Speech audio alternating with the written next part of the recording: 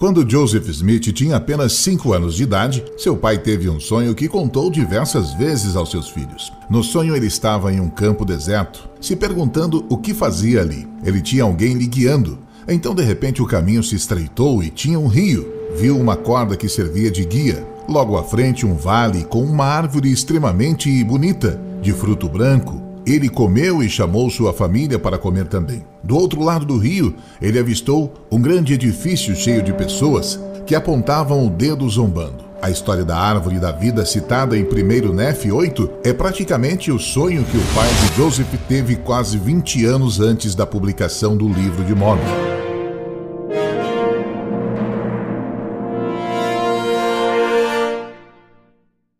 A Smithsonian Institution, uma conceituada instituição científica norte-americana, afirma que o Livro de Mórmon não tem valor arqueológico. As tentativas Sudi em se defender não têm tido grande peso diante da quantidade de evidências de que se trata realmente de uma obra fantasiosa. Em 1922, o estudioso e autoridade geral Sudi, Brigham Roberts, defendeu que Joseph Smith teria criado o Livro de Mórmon. Ele observa que o relato do livro sobre os antigos americanos está em conflito com o que é conhecido sobre eles a partir das investigações científicas.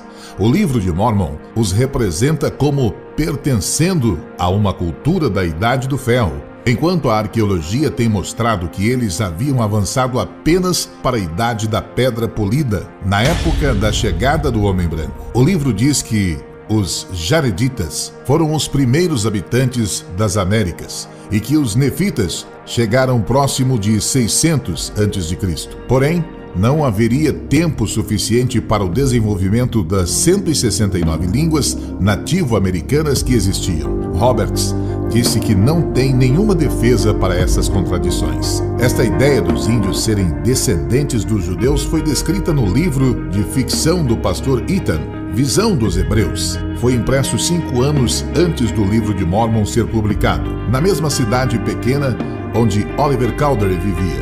Cowdery era um primo de Joseph Smith e seu assistente na produção dos livros de Mórmon. Roberts mostra que o livro de Ethan contém praticamente a base do Livro de Mórmon, com grandes indícios de que Joseph Smith teria plagiado a história. Ambos os livros apresentam os nativo-americanos como hebreus que vieram do Velho Mundo, que uma parte do grupo civilizado se tornou selvagem. Os dois descrevem os civilizados como uma cultura da Idade do Ferro e a parte selvagem tendo destruído a civilizada em terríveis guerras. Nos dois livros, esses povos tinham as escrituras e conhecimento do Evangelho e também a visita do Messias. O historiador causava preocupação a outros Sudi com perguntas incômodas. Pode tantas semelhanças surpreendentes e o sugestivo contato de Joseph com o livro de Ethan ser mera coincidência? Usando materiais da igreja, Roberts estabelece o fato de que Joseph Smith tinha imaginação e criatividade suficientes para ter produzido o Livro de Mórmon. Roberts fundamenta sua tese por erro no livro, resultado da mente criativa, mas não treinada. Um erro é a jornada Jerusalém até o Mar Vermelho, que Lehi fez com mulheres e crianças ser impossível de realizar-se em 3 dias. E também, ao chegar nas Américas, eles terem inexplicavelmente encontrado animais domesticados, como vacas, bois, asnos, cavalos e cabras. Roberts percebe uma repetição amadora de outros enredos existentes. Por exemplo, no reavivamento da época de Smith, os desmaios e transes religiosos eram muito comuns, algo que acontece repetidas vezes no Livro de Mórmon. Em outro estudo, Michael Marquardt aponta para cópias de enredos da Bíblia usadas na composição do Livro de Mórmon. Ele mostra partes do livro que aconteceram na época do Velho Testamento, contendo muitas palavras, termos e até profecias que aparecem no Novo Testamento da Bíblia, como quando João Batista foi predito para vir e preparar o caminho para um que é mais poderoso do que eu, de quem não sou digno de desatar a correia dos sapatos. É interessante como em 1 Nefe a revelação foi recebida com tanta exatidão de palavras. Nenhum profeta do Velho Testamento conseguiu tamanha façanha. A vida e ministério de Alma no Livro de Mórmon são uma cópia da vida do apóstolo Paulo. Até as mesmas expressões de Paulo são encontradas nos lábios de Alma: fé, esperança e caridade, o poder de Cristo para a salvação, sem Deus no mundo, entre outras.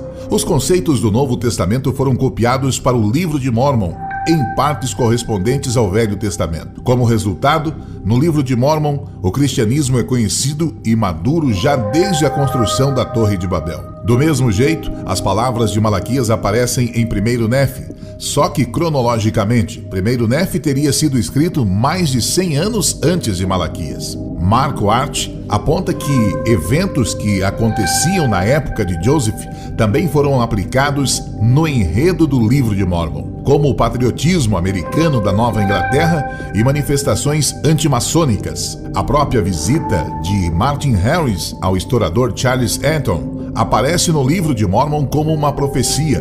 Porém, vale lembrar que ela só foi realmente escrita no livro depois de Martin retornar de sua viagem. Joseph também adicionou uma profecia sobre ele mesmo, como tendo sido chamado para ser o tradutor das placas. Fácil fazer profecias depois do evento já haver acontecido. Talvez o mais prejudicial de tudo seja a maneira como o Livro de Mórmon confunde a velha e a nova aliança. O livro enfatiza que antes da vinda de Cristo, os fiéis guardavam a lei de Moisés, mas também estabeleciam igrejas, ensinavam e praticavam o batismo cristão e agiam de acordo com doutrinas e eventos do Novo Testamento. Ora, é bíblica e historicamente comprovado que o conceito da igreja foi trazido por Jesus. As primeiras igrejas foram fundadas pelos apóstolos, e isso não existia no Velho Testamento. Na Bíblia, a velha aliança é tirada para estabelecer a nova aliança. No Livro de Mórmon, elas se misturam. O livro também usa linguagem típico do espírito protestante e ideias contemporâneas da época de Smith, com textos tomados emprestados da Bíblia e material contemporâneo. O Livro de Mórmon tornou-se um poderoso atrativo para os sedentos por religião daquele tempo. Spencer Kimball declarou: "Com orgulho eu conto a todos que vêm até mim que Lehi e sua família são os ancestrais de todas as tribos indígenas e mestiças da América do Norte, do Sul e Central e também das Ilhas do Mar."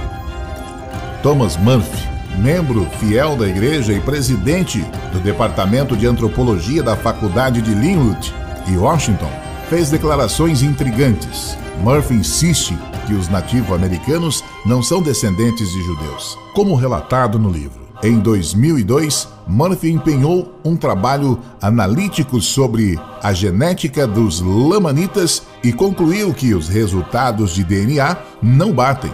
Ele destaca que as pesquisas de DNA incluíram também evidências arqueológicas, culturais, linguísticas e biológicas que apontam com 99,6% de certeza para uma origem asiática dos americanos nativos e não do Oriente Médio. Numa reunião dos estudiosos Sud, Murphy levantou a questão: diante das descobertas, o que nós, mormons, devemos fazer? Temos um problema. Como resultado, ele iria ser excomungado da igreja em 2002. E só não o foi por causa de protestos de outros membros. Em 2003, foi promovida uma conferência na Universidade de Brigham Young para discutir a controvérsia levantada pelas pesquisas de DNA. Michael Whiting, biólogo e professor da universidade, apresentou respostas às conclusões de Murphy. Embora Murphy representasse uma ameaça contra a doutrina Sud, ele não estava sozinho em suas conclusões.